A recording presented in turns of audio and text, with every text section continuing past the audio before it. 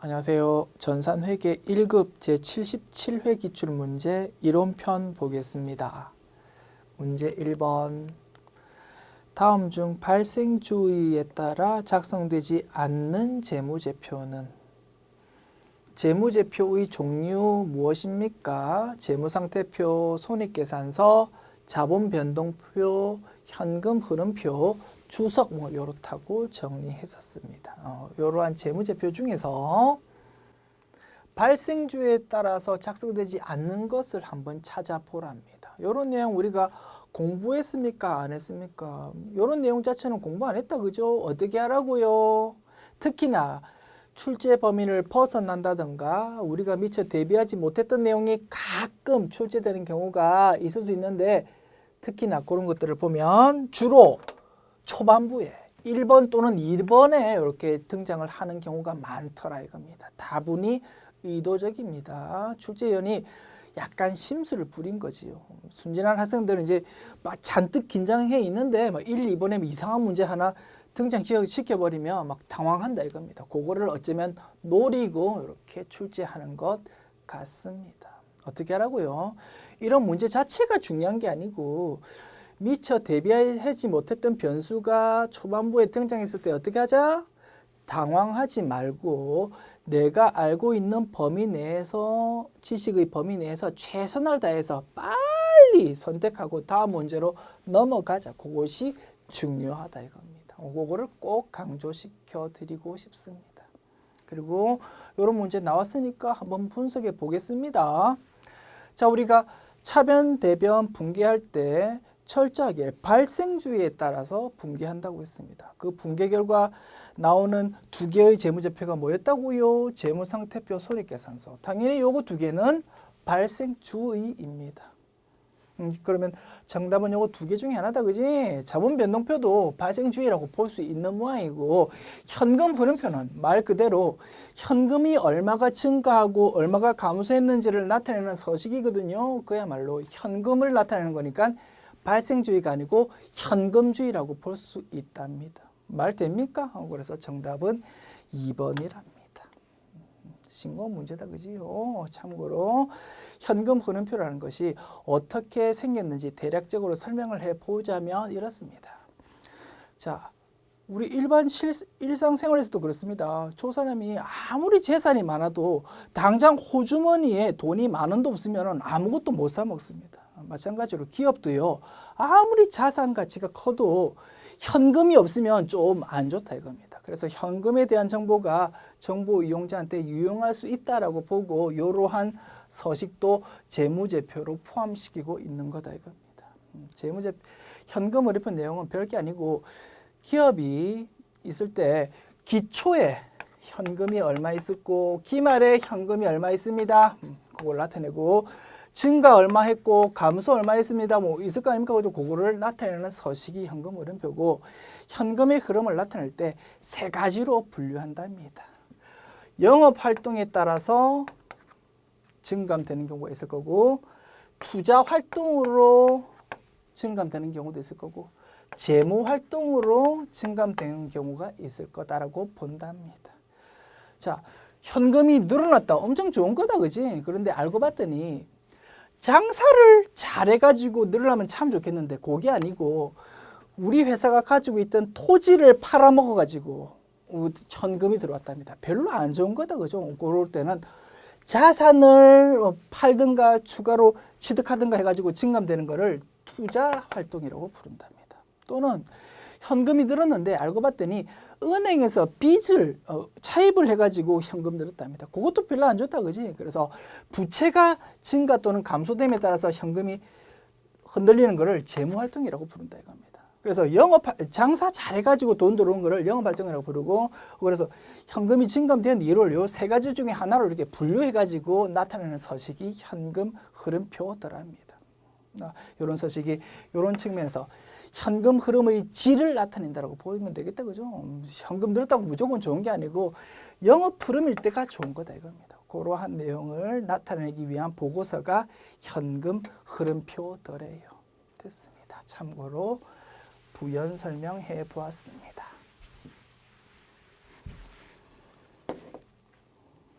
문제 2번. 1기 회계연도 1월부터 12월이래요. 1기 회계연도 1월 1일에 내용연수 5년 잔존가치 0원인 기계를 850만 원에 매입했답니다. 설치 장소를 준비하는데 50만 원 지출했답니다. 요거 취득 부대 비용이니까 기계 장치라는 자산 계정 과목의 금액은 얼마가 됩니까? 850만 원 플러스 50만 원, 900만 원이 될 것입니다. 됐습니까? 그리고 동기계는 원가 모형을 적용하고 정률법으로 감가상각한답니다. 원가 모형 이런 용어에 흔들리지 말고 유형자산의 회계 처리에서의 핵심은 뭡니까? 역사적 원가주의입니다. 우리 회사가 영업활동에 사용하려고 건물을 샀습니다. 건물을 1억 원 주고 샀는데요. 한 두어 달 있다가 건물 옆에 지하철역이 개통되었대. 갑자기 건물값이 막 2억, 3억으로 뛰어버릴 수 있다 이겁니다. 그렇다 하더라도 우리 장부에는 건물의 금액을 얼마로 애당초 취득원가인 1억 원으로 그대로 놔두어야 됩니다. 그 이유는 뭡니까? 그 건물을 우리 회사는 팔아먹으려고 산 게 아니고 영업활동에 사용하려고 구입했기 때문이다 이겁니다. 그런 거를 유식한 말로 건물의 시가가 아무리 흔들려도 취득원가로 그대로 놔둔다라는 것을 유식한 말로 역사적 원가주의라고 부르고요. 역사적 원가주의의 또 다른 이름이 원가 모형이라 합니다. 그러한 내용이 여기 설명되어 있는 거고요. 그런가 보다 하고 넘어가면 되겠다 이겁니다. 자, 원가 모형 정하고 정률법으로 감가상각한답니다. 정률법 감가상각이 핵심이다 그지요? 2기 회계연도에 계상될 감가상각비로 맞는 것을 구해보랍니다. 정률법의 상각률은 0.45. 자, 1기 회계연도에 감가상각비 얼마가 됩니까? 900만 원 마이너스 취득원가 빼기 기초감가상각 누계액인데 취득했을 때는 기초감가상각 누계액이 없을 거다 그죠? 첫 번째 연도에는 900만 원 빼기 0원 이렇게 계산해서 곱하기 0.45 이렇게 계산할 겁니다. 얼마입니까? 계산해 보면 계산기로 해봐야 되겠네요. 900만 원 곱하기 0.45 하면은 4050000 나옵니다. 요게 1기 회계연도의 감가상각비. 2기 회계연도의 감가상각비를 지금 구해야 된다 그지? 자, 2기 회계연도 감가상각비 취득원가 빼기 기초 감가상각 누계액 얼마입니까? 4050000이지 뭐. 곱하기 0.45 요것이 2기 회계연도의 감가상각비가 되겠습니다.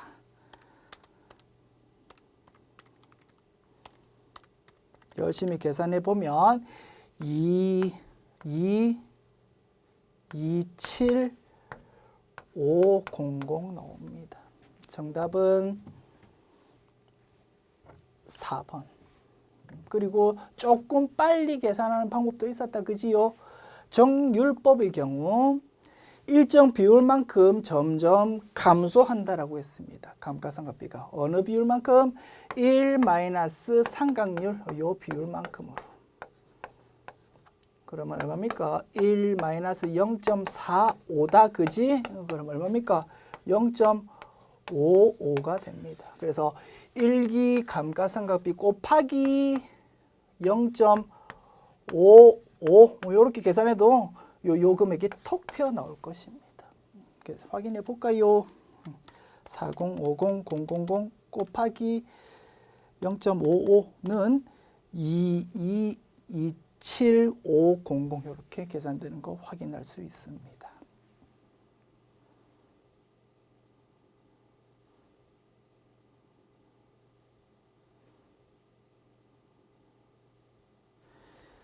문제 3번. 다음은 회계 거래의 결합 관계를 표시한 것이다. 옳지 않은 것은? 자, 거래 그리고 거래의 결합 관계 제시되어 있네요. 분개를 따박따박 해보고 분석해 보면 되겠습니다. 커피 머신을 5만 원에 현금으로 구입했다. 비품으로 회계 처리하면 되겠다 그지요? 차변에 비품 5만 원, 대변에 현금 5만 원 이렇게 기록될 겁니다. 차변 자산의 증가, 대변 자산의 감소. 맞습니까? 자산의 증가, 자산의 감소. 맞다 그죠? 지금 옳지 않는 거 찾는 겁니다. 2번 주식 발행으로 1억 원을 현금 조달했답니다. 주식을 액면 발행했다라고 단순화해 봅시다. 그러면 차변에 현금 1억, 대변에 자본금 1억 이렇게 기록될 거고요. 차변 자산의 증가, 대변 자본의 증가라고 분석할 수 있습니다. 맞습니다. 3번 공장 청소비 10만 원을 현금 지급했답니다. 공장 청소비 그냥 수수료 비용이라고 우리 가정해 볼까요? 그러면 차변에 수수료 비용 10만 원. 그리고 대변에 현금 10만 원 이렇게 기록될 거고요. 뭐 코드 번호로 따지면 뭐 500번대 코드입니다만 뭐 거래 판례소의 결합 관계를 분석하는 거니까 그런 부분은 무시하고 분석해도 될 것 같습니다. 차변 비용의 발생, 대변 현금의 자산의 감소 됐습니까? 맞습니다. 그럼 보라마나 정답은 4번이 되겠네요. 4번 상품을 20만 원의 현금으로 매출했다. 우리 쓰기 불편하니까 요 4번 분계는 위에다가 적어 볼게요. 차변 20만 원의 현금으로 매출했다고? 그럼 현금 들어오겠지, 그지? 현금 20만 원. 대변 상품 매출 20만 원 기록될 거고, 차변 자산의 증가, 대변 수익의 발생으로 분석할 수 있을 겁니다. 그런데 뭐 자산의 증가까지는 맞고 비용의 감소라고 기록되어 있다고 그지? 비용 감소가 아니고 수익의 발생이라고 해야 될 거다. 됐습니다.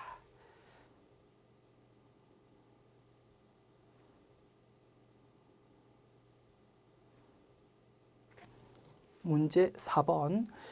주식회사 무릉은 공장 신축을 위해서 다음과 같이 토지를 구입했다. 토지 계정에 기록되어야 될 취득원가는 얼마일까요?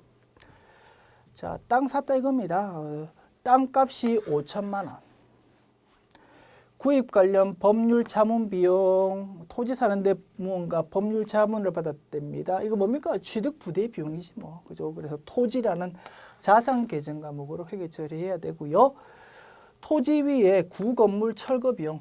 우리가 공장 지으려고 땅을 샀는데 땅에 허름한 건물이 하나 있더랍니다. 그거 뭐 부숴버리면 된다 이겁니다. 그러면 엄밀히 따지면 우리는 토지도 사고 허름한 건물도 사고 둘 다 산 건데요.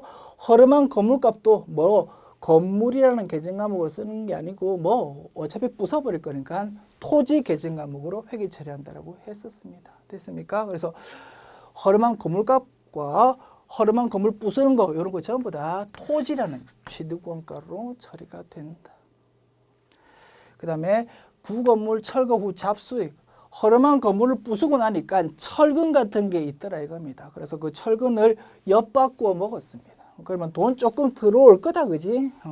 50만 원 돈 들어왔답니다.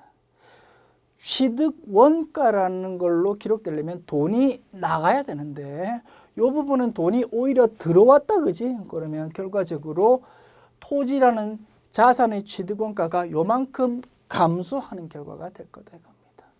기호를 마이너스 즉 세모로 표시해 봅시다. 그러면 토지라는 자산의 취득 원가는 얼마로 기록되겠습니까? A 플러스 B 플러스 C 마이너스 D 그렇게 계산하면 되겠습니다. 5천만 원 플러스 300만 원 플러스 150만 원 마이너스 50만 원 하면은요 5,400만 원 계산됩니다. 정답은 2번. 지웁니다.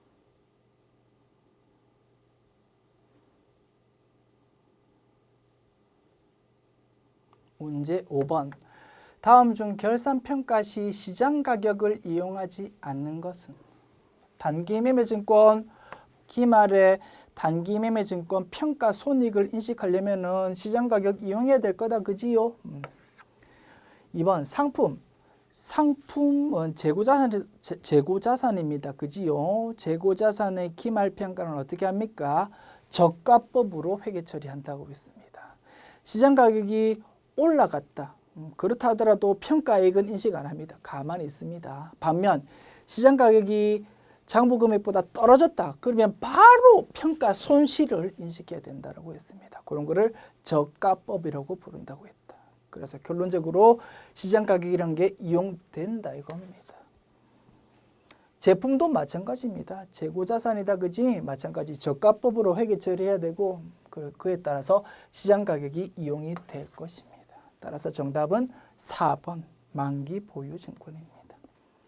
정답은 찾을 수 있을 것이라고 생각되고요. 이런 문제가 등장했으니까 부연 설명 드려보겠습니다. 우리 유가증권에 대해서 4가지 계정 과목을 사용할 수 있다고 했는데 그 중에 하나가 만기 보유증권이었습니다. 만기 보유증권은 어떨 때 사용하는 계정 과목입니까? 유가증권이 주식과 같은 지분증권도 있을 수 있고 국채, 공채, 회사채와 같은 채무증권도 있을 수 있는데 주식일 때는 주식은 만기가 없다 그지? 주식일 때는 절대 이런 계정 과목 쓸 수 없고 채무증권일 때 그리고 채무증권에 대해서 회사가 만기까지 가지고 있을 만한 의도와 능력이 있을 때만 이 계정 과목을 쓴다라고 했었습니다. 자, 만기 보유증권은 어차피 채무증권을 만기까지 가지고 있다라는 전제로 사용하는 계정 과목이기 때문에 그 보유 기간 동안 혹시 시장 가격이 오르거나 떨어진다 하더라도 평가이익, 평가손실을 인식하지 말라라고 일반 기업회계 기준에 규정이 되어 있답니다. 됐지요? 그래서 이러한 스타일의 지문이 전산 세무 2급에 가끔 이렇게 등장했었는데 전산 회계 1급에서도 조금 어렵게 출제하려고 하다 보니까 이런 내용이 등장한 것으로 분석됩니다. 그래서 앞으로 시험을 쳐야 될 분들 뭐 이런 내용도 알아두시면 조금 좋겠다 그지요? 부연 설명 드려보았습니다. 그래서 만기보유증권은 평가손익 인식 안 하니까 시장가격 이용할 필요가 없다 이겁니다.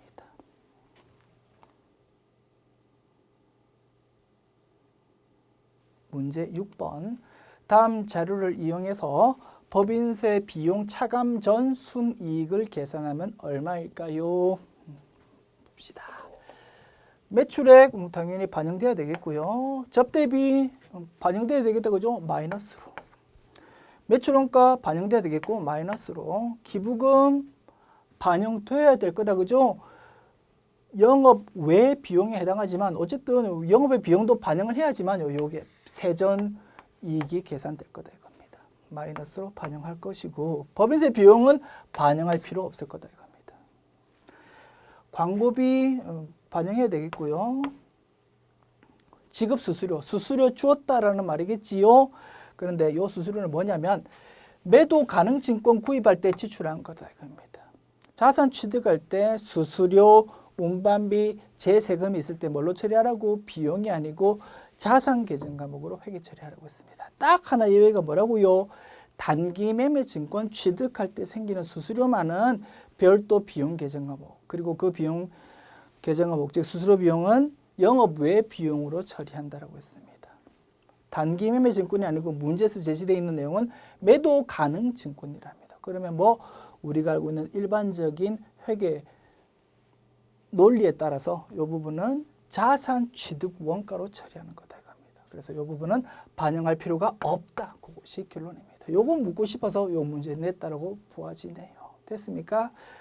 그리고 단기 매매 증권 처분 이익 요것도 영업 외 수익에 해당하지만 어쨌든 요것도 반영이 돼야 될 거다 이겁니다. 그래서 동그라미 한 거 플러스 시키고요. 세모 표시한 거 마이너스 이렇게 계산해 보면 답이 톡 튀어나올 겁니다. 자, 3억 원 플러스 2430000 마이너스 2500만 원 마이너스 210000000 마이너스 1000만 원 마이너스 1500만 원 이렇게 계산해 보면은 42430,000 나옵니다. 42430,000. 정답은 3번이 되겠습니다. 지웁니다.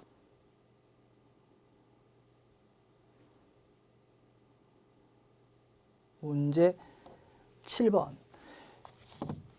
회계 순환 과정의 결산 절차에 대한 설명 중 잘못된 것은 1번 결산 절차를 통해 마감된 장부를 기초로 재무제표가 작성된다. 맞겠지 뭐 그죠? 넘어갑시다. 2번 일반적으로 결산 절차는 예비 절차와 본 절차로 구분할 수 있다. 맞겠지 뭐.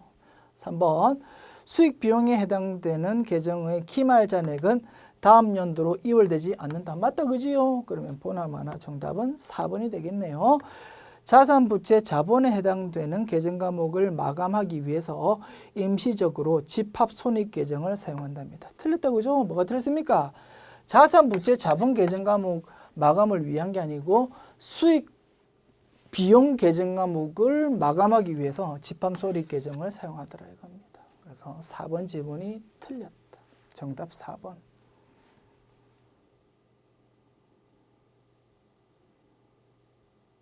문제 8번. 다음 중 일반 기업회계 기준에서 자본 조정으로 분류되는 계정 과목은 자기 주식 처분이익은 자본 잉여금, 자기 주식은 자본 조정. 정답 2번이다 그지요? 주식 발행 초과금, 감자 차익 또한 자본 잉여금으로 분류되더라. 문제 9번 봅시다. 주식회사 한세는 제품 A의 공손품 10개를 보유하고 있답니다. 이 공손품의 생산에는 단위당 직접 재료비 1,000원, 단위당 변동 가공원가 1,200원, 단위당 고정원가 800원이 투입되었답니다. 정상적인 A의 판매 가격은 5,000원이고요. 공손품을 외부에 단위당 3,500원에 판매한다면 단위당 운반비 300원이 발생한다고 한답니다. 다음 중 매몰 원가가 아닌 것은? 뭐 자료가 엄청 복잡하게 되어 있는데 이겁니다. 상황 분석해 봅시다. 열심히 생산 활동 해봤더니 제품 A에 대해서 불합격품인 공손품이 10개가 발견이 되었다 이겁니다. 그리고 그 10개의 공손품에 대해서 얼마가 금액이 투입되었는지 분석해 보니까 한 개당 직접 재료비가 이렇게, 변동 제조비가 이렇게, 고정 제조비를 이제 단위당으로 나누니까 이렇게 계산된다 이겁니다. 이렇게 들은 걸로 파악이 되었다 이겁니다. 그러면 공손품 한 개당 얼마가 들었다고요? 굳이 필요 없지만 집게 보면 어떻게 1,000원, 1,200원, 800원 그러면은 3,000원씩 들었다라고 분석했다 이겁니다. 3,000원 곱하기 10개 그러면 3만 원어치 정도가 지금 아이고 불량품에 투입됐구나라고 불합격품인 공손품에 투입됐구나라고 지금 상황 파악이 되었다 이겁니다. 이거 어떻게 하겠습니까? 이왕 벨이 몸입니다. 뭐 이걸 돌이킬 수는 없어. 그냥 이렇게 들었구나라고 분석했을 뿐이다. 이제 앞으로 우리는 회사를 어떻게 해야 될지 이제 대안을 고민해 보니까요. 이러한 대안이 있더랍니다. 정상적인 제품 A 판매 가격은 5,000원인데 요만큼 못 받겠지요. 불합격품이니까. 다행히 요 공손품을 어디에서 3,500원에 한 개당 사준답니다. 고맙지 뭐 그지? 요 3,500원에 팔 수가 있게 되었다는 거 확인했고요. 다만 요 공손품 팔아먹으려면 운반비가 300원 발생한다라고 지금 파악이 되었다 이겁니다. 우리 회사는 어떻게 하면 됩니까?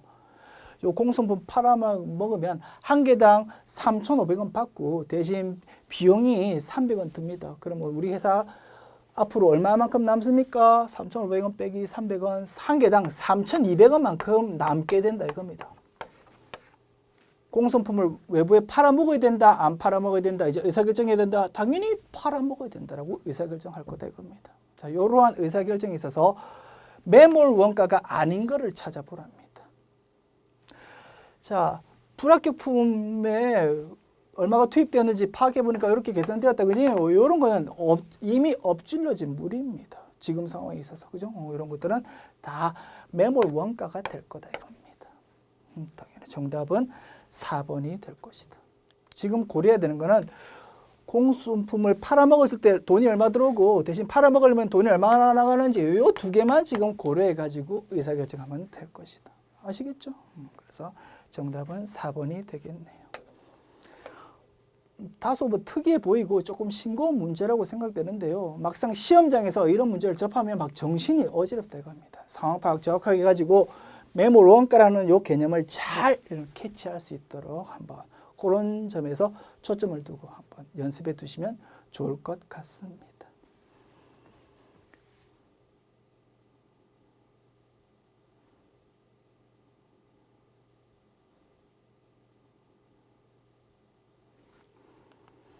문제 10번.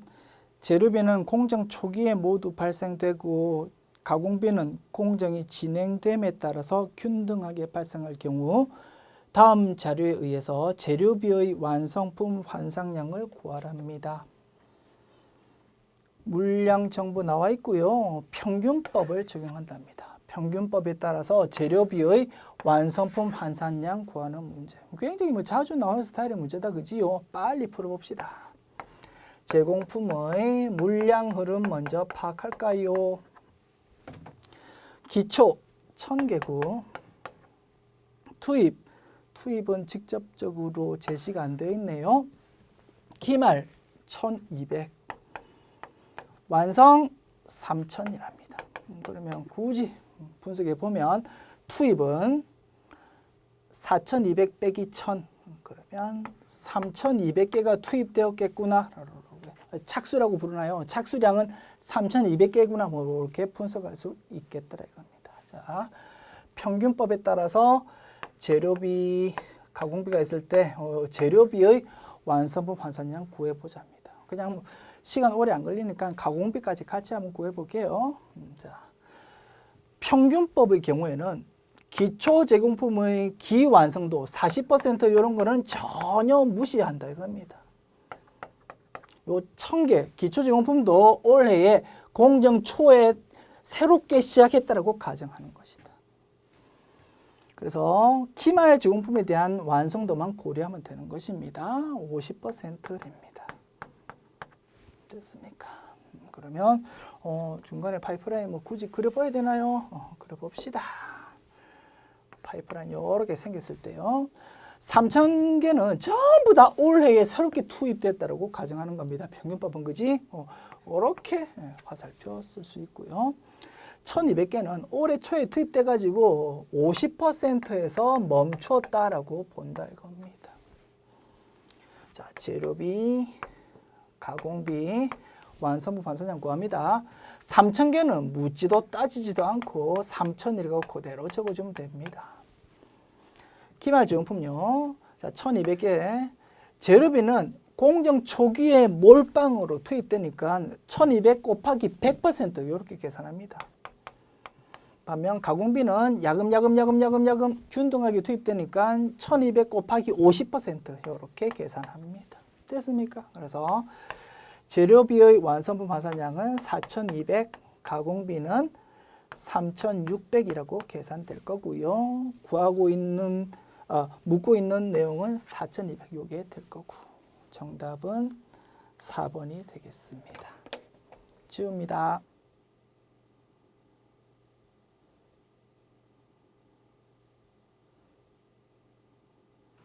문제 11번. 다음 중 제조원가 명세서에 포함되지 않는 것은 1번 직접 재료비, 직접 노무비, 제조간접비, 2번 총제조원가, 3번 제품 매출원가, 4번 단기 제품 제조원가. 굉장히 자주 나오는 문제다, 그죠? 정답 3번이 될 거다 이겁니다. 매출원가는 손익계산서에 가서야 확인할 수 있는 것이다. 그리고 1번에 나와 있는 직접 재료비 플러스 직접 노무비 플러스 제조간접비 하면 뭐가 됩니까? 결국 단기 총제조원가가 될 겁니다. 단기 총제조원가를 조금 다르게 표현한 거구나라고 분석할 수 있는 것이고요. 다만 아쉬운 점은 실제 기업에서 사용하는 제조원가 명세서를 보면 직접 재료비, 직전 호흡비, 제조간접비 이렇게 분류하는 건 아니고 원가 형태별로 분류해가지고 그 내용을 나타내고 있습니다. 즉 재료비, 노무비, 제조 경비 이런 식으로 분류해서 나타내고 있는 것 확인할 수 있습니다. 실제 우리 K랩 프로그램이 있다 그죠? 그 프로그램에 있는 서식 보시면 확인할 수 있을 겁니다. 즉 여러 개 종류의 제품을 만든다 하더라도 그거를 제품별로 뭐 직접 재료비 이렇게 구분하는 게 아니고 좀 합해가지고 이렇게 표기를 하고 있더라 이겁니다. 그래서 앞으로 시험을 칠 분들이라면 뭐 이렇게 해도 뭐 답은 찾을 수 있겠습니다만 조금 완벽한 지문으로 고쳐가지고 요 1번 지문을 이렇게 고쳐가지고 연습해 두시는 것이 조금 더 좋을 것이라고 생각됩니다. 됐습니다.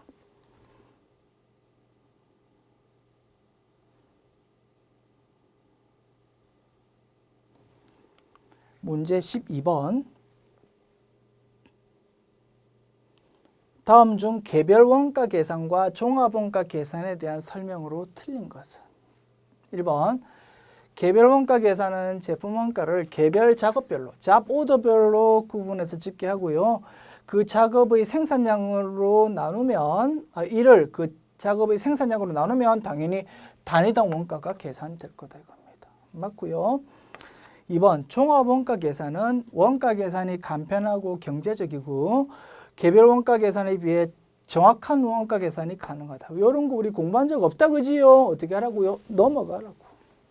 3번 종합 원가 계산의 핵심 과제는 완성품 환산량 계산하는 거랍니다. 맞지요? 4번 개별 원가 계산은 다품종 소량 주문 생산하는 업종에 적합하답니다. 맞다 그지요? 그래서 1번, 3번, 4번 지문 맞으니까 답은 2번이 될 거랍니다. 이렇게 답을 찾을 수 있을 거라고 생각되고요. 2번 지문, 요러한 지문 또한 조금 까다로운 지문이고 전산 세무 2급에서 가끔 등장하는 지문인데 전산 회계 1급에서 이렇게 등장을 한 거라고 분석할 수 있다 이겁니다. 아마도 이번 회차 기출 문제를 조금 어렵게 내주십시오라고 지침이 내려온 모양입니다. 그렇게 이해해 주시고요. 자, 이 지문에 대해서 등장했으니까 부연 설명해 보겠습니다. 참고로 들어보십시오. 자, 우리나라의 원가 회계 전공 교수님들, 뭐 각 나라도 다른 나라도 마찬가지일 겁니다. 그런 교수님들이 많이 보는 미국 원서가 몇 권 있습니다. 미국의 저명한 원가 회계 교수님들의 책을 많이 본다 이겁니다. 참고 자료로. 그 교수님 중에 한 분이 책을 쓸 때 이러한 내용을 언급한 적이 있는 것 같습니다. 그거를 시초로 해가지고 우리 시험에서도 그런 내용이 가끔 이렇게 등장하더라 이겁니다. 별게 아니고 이거랍니다. 봐, 개별 원가 계산과 종합 원가 계산을 비교하는 문제가 자주 출제되는데 요 두 가지 원가 계산 방법을 굳이 상대적으로 비교해 보니까 이렇더라고 분석할 수 있답니다. 종합 원가 계산은 완성품 환산량이라는 평준화 개념을 사용한다 그지요? 그렇다 보니까 개별 원가 계산에 비해서 조금 계산이 단순하답니다. 간단하게 계산할 수 있다는 장점이 있답니다. 반면 계산이 단순하니까 정확도는 조금 떨어질 거다 그지요? 그래서 굳이 종합원가 계산과 개별원가 계산을 상대적으로 비교해 보면 종합원가 계산이 조금 단순한 반면 조금 정확하지 못하다라고 정리할 수 있더랍니다. 키포인트는 뭐라고? 종합원가 계산은 평준화,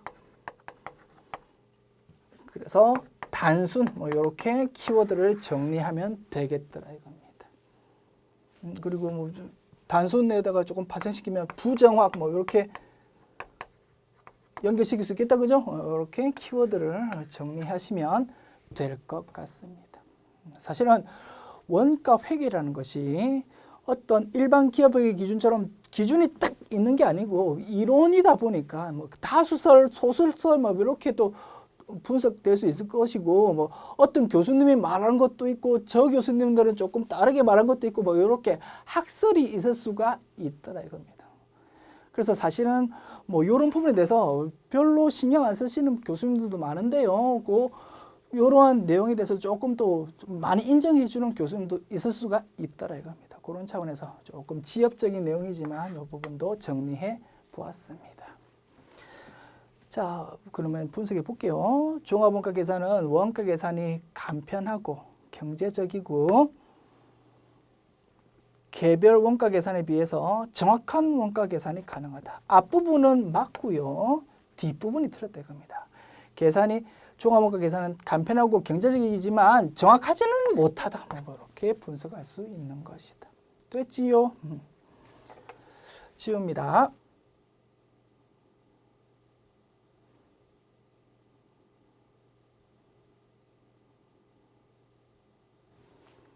문제 13번.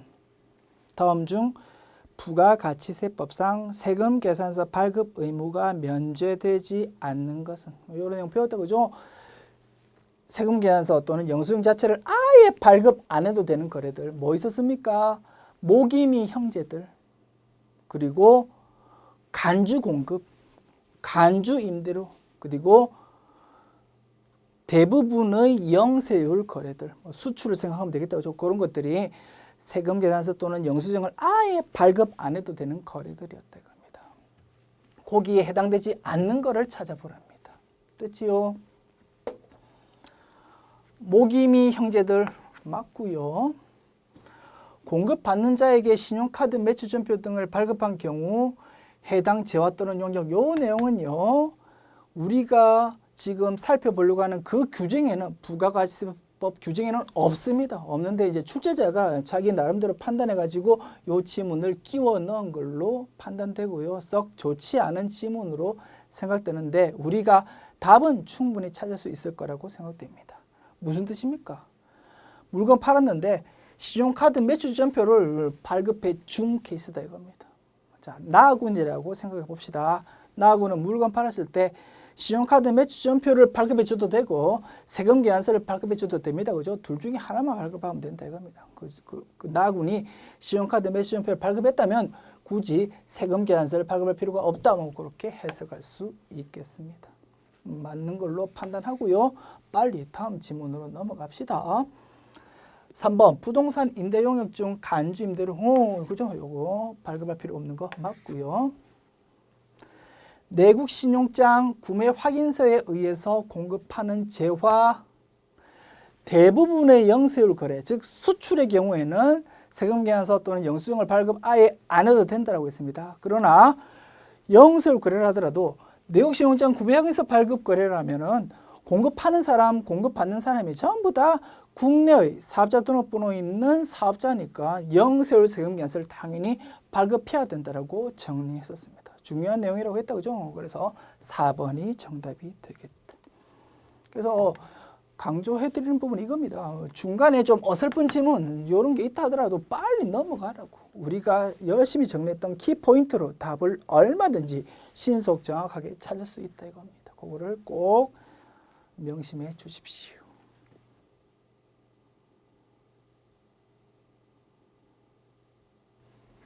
문제 14번. 다음 중 부가가치세법상 거래 내역과 과세 유형이 잘못 연결된 것은? 1번 일반 과세자가 제품을 납품하고 전자세금 계산서를 발행했답니다. 과세 그러겠지. 2번 부가가치세 과세 사업에 사용하기 위해서 프린터를 구입하고 전자세금 계산서를 수취했답니다. 물건 사면서 부가가치세에 적혀있는 세금계산서 받았는데요. 거기 적혀있는 부가가치세 매입소공제 됩니까? 안 됩니까? 프린트 산 겁니다. 매입소공제 안 될 이유 없다. 그죠? 매입소공제 가능하다. 3번 영업부에서 사용하는 4인용 승용차 999cc랍니다. 요거의 수리비를 지급하고 전자세금계산서를 수취했답니다. 재화 또는 용료 구입하고 부가가치세 적혀 있는 승용차에서 받은 겁니다. 매입세 공제 됩니까 안 됩니까? 승용차라고 무조건 안 된다라고 하면 안 되겠다 그죠? 배기량이 몇 cc입니까? 999cc, 1000cc 이하네요. 그죠? 그래서 경차의 경우에는 매입세 공제 가능하다라고 했었습니다. 그래서 매입세 불공제라고 적혀 있으니까 3번 지문이 틀렸고요. 정답 3번이 된다 이겁니다. 신고 문제다 그지요? 자, 4번 지문도 마저 확인합시다. 공장 건물 신축용 토지를 구입하고 전자 계산서를 발급받았다.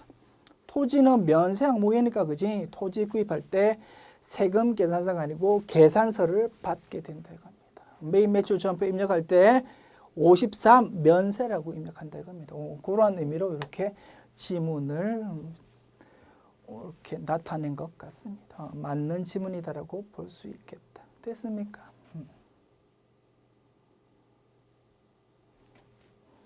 문제 15번. 다음 중 부가가치세법상 일반 과세 사업자의 부가가치세 과세 표준 금액은 얼마일까요? 모든 금액은 부가가치세 제외 금액이랍니다. 총 매출액 1억 2천만 원이고요. 여기에는 영세율 매출액 3천만 원이 포함되어 있답니다. 10% 매출 거래든 영세율 매출 거래든 전부 다 부가가치세 과세 표준은 맞다 이겁니다. 오케이. 1억 2천만 원 전체가 다 과세 표준 맞고요. 매출 할인 및 애누리가 500만 원 있답니다. 회계에서도 이 부분 매출액에서 차감하고 부가가치세법도 똑같다고 있습니다. 공급가액에 포함하지 않는 항목으로서 이런 내용이 생기면 마이너스 세금 계산서를 끊게 된다 이겁니다. 그래서 과세 표준 계산할 때 요거는 마이너스로 이렇게 계산해야 될 것입니다. 매출 환입액도 마찬가지일 것입니다. 대손금 주의해야 된다 그지? 대손금이 생기더라도 과세 표준에서 공제하지는 않는다라고 정리했습니다. 회계하고 똑같다 이겁니다. 회계에서 대손 확정 분기할 때 매출액을 감소시킵니까? 그렇지 않습니다. 그냥 대손 충당금, 대손 상각비라는 계정 과목을만 회계 처리하면 되지. 매출은 전혀 건드리지 않더라 이겁니다. 부가가치세도 똑같다라고 이해하시면 되겠다. 총매입액 이런 거는 부가가치세 신고서의 하단 쪽에 적히는 거고요. 지금 묻고 있는 거는 과세 표준을 묻고 있거든요. 이런 것도 고려할 필요가 없는 것이다. 그래서 A, B, C 그렇게 계산하면 과세 표준이 계산될 것입니다. 1억 2천만 원, 마이너스 500만 원, 마이너스 700만 원 이렇게 계산하면 108000000 나오고요. 정답 1번이 되겠습니다. 자, 지금까지 77회 기출문제 풀어봤고요. 이제 제가 느끼는 점은 이렇습니다. 이번 기출문제를 보니까 조금 까다롭게 출제하려고 하는 경향이 몇 문제에서 조금 눈에 띈다 이겁니다. 굳이 번호로 열거 해보면 1번, 5번, 12번 요런 문제 같습니다. 제가 강조드리는 건 이겁니다. 내가 시험 칠 때 이렇게 까다롭게 출제되는 경우가 있을 수 있어. 그렇다 하더라도 제가 강조드리는 거 내가 알고 있는 범위 내에서 확신을 가지고 답을 신속 정확하게 찾고 빨리 넘어가자. 그렇게 꼭 이해해 주시고요. 앞으로 시험을 치는 분인데 이번 회차 문제를 풀어봤는데 조금 어렵게 느껴진다. 걱정하지 마십시오. 그게 정상입니다. 조금 까다롭게 출제된 걸로